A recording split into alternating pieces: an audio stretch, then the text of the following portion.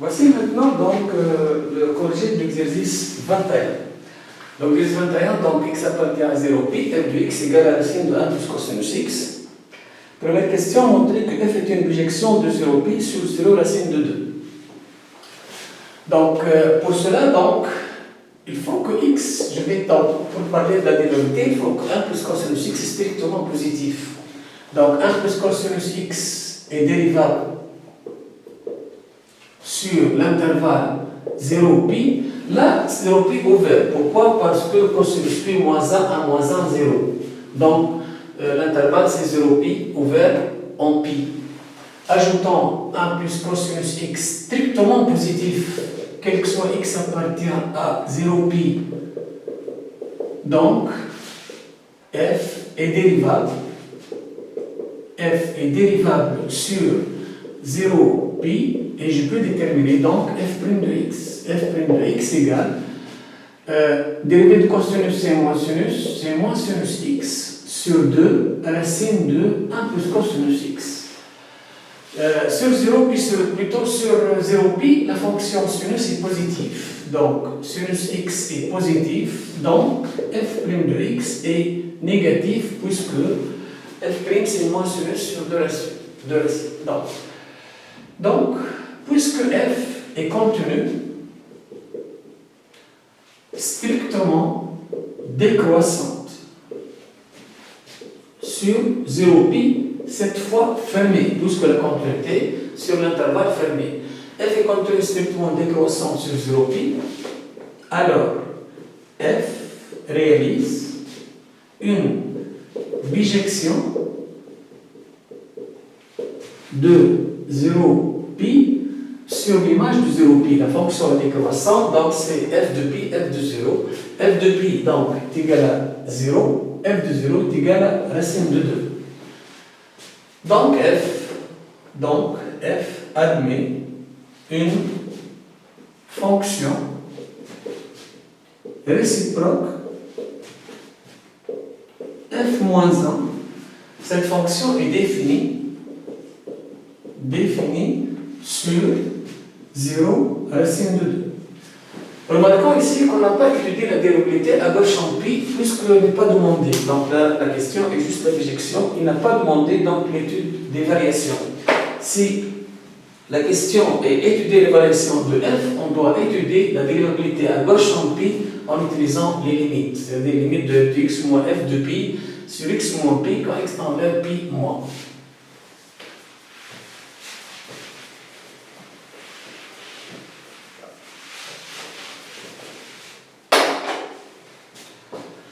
Petit b, montrer que la fonction f-1 est dérivable sur 0 racine de 2 et expliciter f-1'. Donc la dérivabilité de la fonction réciproque, trois conditions. Donc f est une bijection. F est dérivable sur l'intervalle ouvert 0 pi. Pourquoi? Parce que f' de x doit être différent de 0, quel que soit x appartient à 0 pi. Donc, les trois conditions nous donnent f-1 est dérivable sur 0 racine de 2 et f-1' de x égale, j'applique la formule, égale à 1 sur f' de f-1 de x. Je remplace f-1 de x par y puisqu'on ne connaît pas f-1. Donc 1 sur f' de y. Donc, or, l'expression de f' de x, là, donc f' de y, c'est 1 sur moins sinus y sur 2 racine de 1 plus cosinus y, qui est égal à moins 2 racines de 1 plus cosinus y sur sinus y avec y égale f-1 de x. Donc ça, c'est la première étape. La deuxième étape, c'est je vais revenir donc à y égale f-1 de x pour pouvoir déterminer sinus y et racine de 1 plus cosinus y en fonction de x. Donc, y égale f moins 1 de x équivaut à dire que x égale f de y. Équivaut à dire que x égale, mais f de y, c'est racine de 1 plus cosinus y. Donc, x au carré égale 1 plus cosinus y. Je dois passer au carré pour pouvoir déterminer sinus y.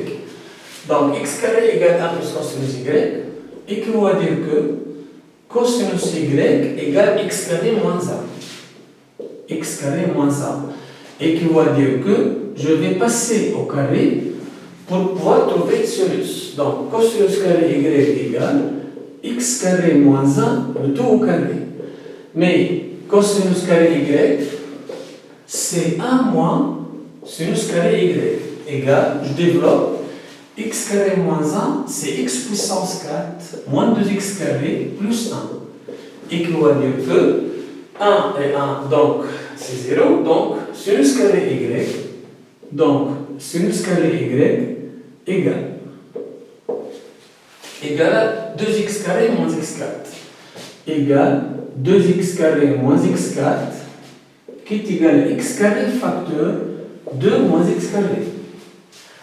Donc, sinus y égale à racine de x carré, donc c'est valeur absolue de x, racine de 2 moins x carré. Dans ce cas, donc, puisque x positif, donc sinus y, je vais étudier donc, disons les deux cas, donc j'obtiens deux cas. Donc, soit sinus y est égal à x racine de 2 moins x carré, ou sinus y égale à moins x racine de 2 moins x carré.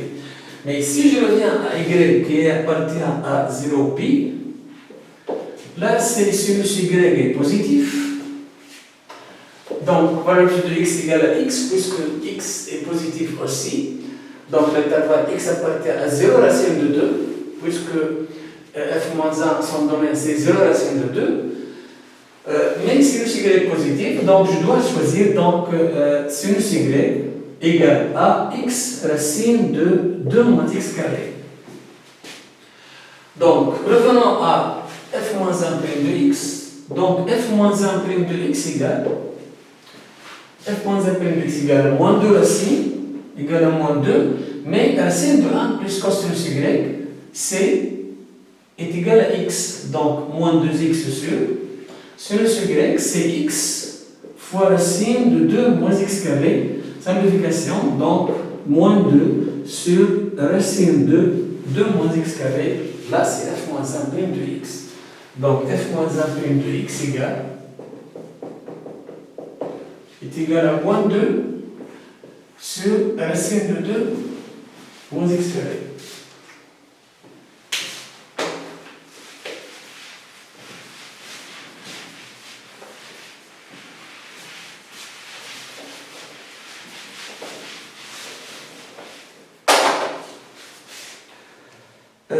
Deuxième question, soit g la fonction définie sur moins racine de 2 par g de x égale.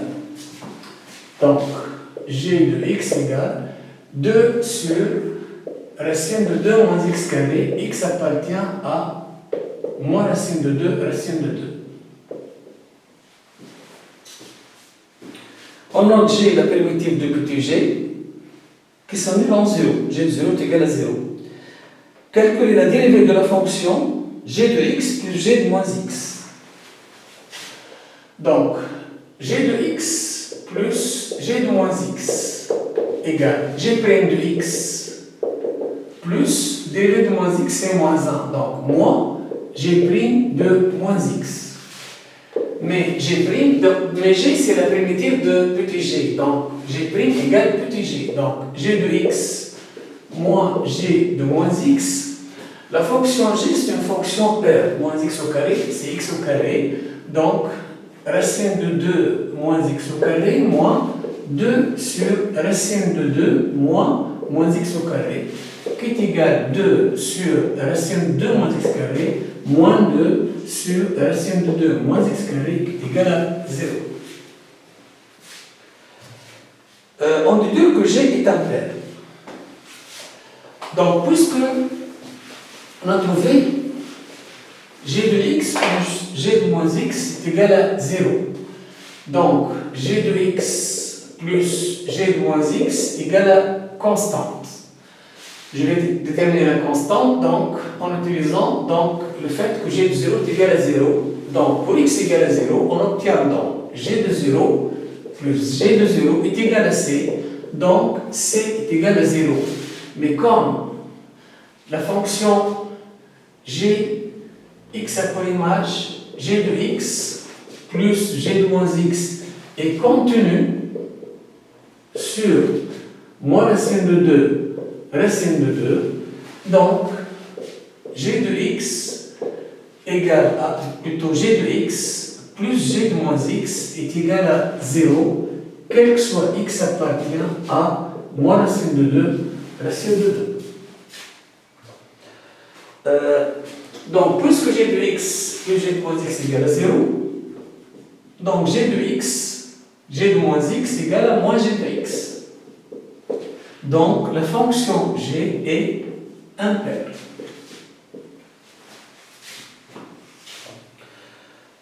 Montrer que pour tout x appartient à 0 racine de 2, g de x égale pi moins f moins 1 de x.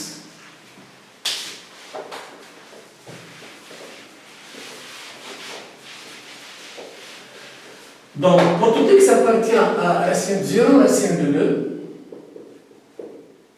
0 racine de 2, on a déjà trouvé 0, c'est ici c'est 0, donc fermé. Donc 0 racine de 2, racine de 2 ouvert.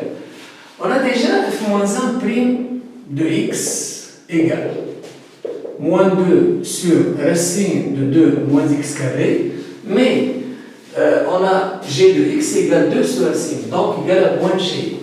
Donc, f moins 1 prime de x est égal à moins g de x. Donc, passons à la primitive. Donc, f moins 1 de x égale à moins grand g de x, puisque grand g c'est la primitive de petit g, moins g de x plus constante. Donc, la constante, c'est lorsque, donc ici on a la donnée, donc g de 0 est égal à 0.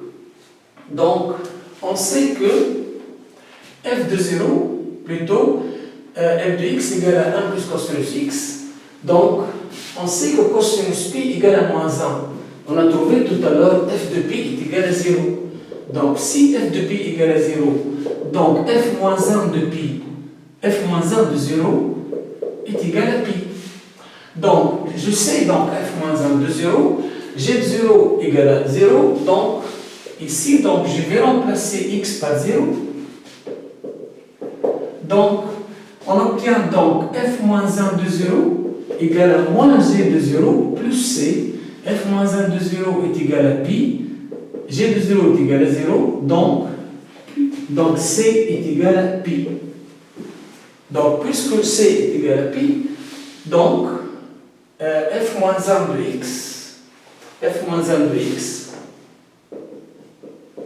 égale à pi moins g de x. Donc, la question était de démontrer que g de x égale à pi moins f moins 1. Donc, je vais déterminer g de x, donc g de x est égal à pi moins f moins 1. Égale pi moins f moins 1 de x. On déduit 1, g de 1. Donc, g de 1 égale pi moins f moins 1 de 1. Donc, on sait que f de 0, plutôt, je dois déterminer la valeur de x que nous donne ici 1. Et là, c'est x égale à pi sur 2, plus cosinus pi sur 2 est égal à 0. Donc, f de pi sur 2 égale à racine de 1 plus cosinus pi sur 2, cosinus pi sur 2, 0. Donc, f de pi sur 2 est égal à 1. Donc, f moins 1 de 1 est égal à pi sur 2. Donc, revenons à cette égalité et remplaçant x par 1. Donc, g de 1 égale à pi moins f moins 1 de 1. F moins 1 de 1 égale à pi sur 2. Donc, égale à pi moins pi sur 2 qui est égal donc à pi sur 2.